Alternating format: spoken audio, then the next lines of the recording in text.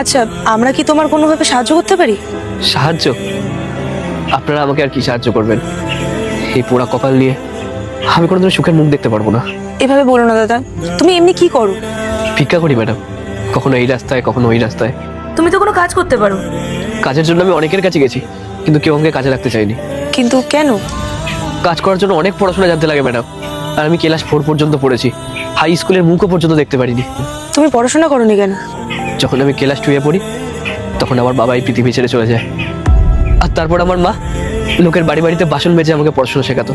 কিন্তু আমার মায়ের ওই ডায়াবেটিস না কি একটা রোগ বলে না, ওটা ছিল।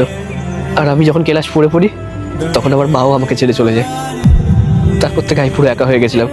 আমি না ওই গ্রামেই কোনো রকম কাজ বাজ করে নিজের খাবারটুকু জোগাড় করতাম, আর আমি অল্প অল্প করে কিছু টাকাও জমাতাম, যাতে আমি এরকম শহরে এসে কোনো কাজ করে খেতে পারি। আর তারপর আমি শহরে আসার পরে না আমার সেই জমানো টাকাগুলোও চুরি হয়ে যায়, আর তারপরে আমি এরকমভাবে রাস্তায় রাস্তায় ভিক্ষা করে ঘুরে বেড়াই। বুঝলাম। তুমি বিয়ে করেছো? না না ম্যাডাম, এই মুখের সাথে কে বিয়ে করতে চাইবে? আর তাছাড়া আমি নিজের পেটের খাবারই জোগাড় করতে পারি না, একটা মেয়েকে বিয়ে করলে তাকে কি করে চালাবো? তুমি কোনো চিন্তা করো না দাদা, তুমি তো খুব ভালো মনের একজন মানুষ, তুমি ঠিক ভালো একটা মেয়ে পেয়ে যাবে। আর রইলো তোমার থাকা টাকার কথা, তুমি আমাদের কোম্পানিতে জব করতে পারো, ওখানে তুমি থাকার জন্য ঘরও পেয়ে যাবে, আর কাজের বিনিময়ে টাকাও পেয়ে যাবে, তোমাকে আর ভিক্ষে করতে হবে না। ম্যাডাম আমি তো বললাম আমি পড়াশোনা জানি না, আমি কি করে কাজ করবো? আমি কোনো কাজ করতে পারবো না। তুমি চেষ্টা না করে হার মেনে নিচ্ছ কেন? উপরে ভগবান আছেন, উনি সব দেখছেন, তুমি ওনার উপর ভরসা রাখো আর সবসময় নিজের দিক থেকে চেষ্টাটুকু চালিয়ে যাও, কখনো হার মেনো না, দেখবে সব ঠিক হবে। হ্যাঁ দিদি, তুই একদম ঠিক বলেছিস। তুমি আমাদের সাথে চলো, তুমি আমাদের কোম্পানিতে কাজ করবে, আর যদি কোনো রকম কোনো অসুবিধা হয় আমাদেরকে বলবে, আমরা তোমাকে সাহায্য করব।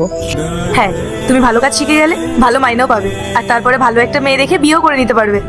আপনারা সত্যি সত্যি এই মূর্খটাকে কাজ দেবেন বলছেন? এমন বলো না দাদা, পড়াশোনা না জানিয়ে কেউ মূর্খ হয়ে যায় না, আর তোমার শিক্ষা আর সংস্কার অনেক ভালো, তুমি চাইলেই নিজের জীবনে অনেক কিছু করতে পারবে। আপনাকে অনেক ধন্যবাদ। আরে দাদা দাদা, কি করছো তুমি? আমি তোমার ছোট বোনের মতো, তুমি চলো আমার সাথে, ব্যাগপত্র সব নিয়ে নাও।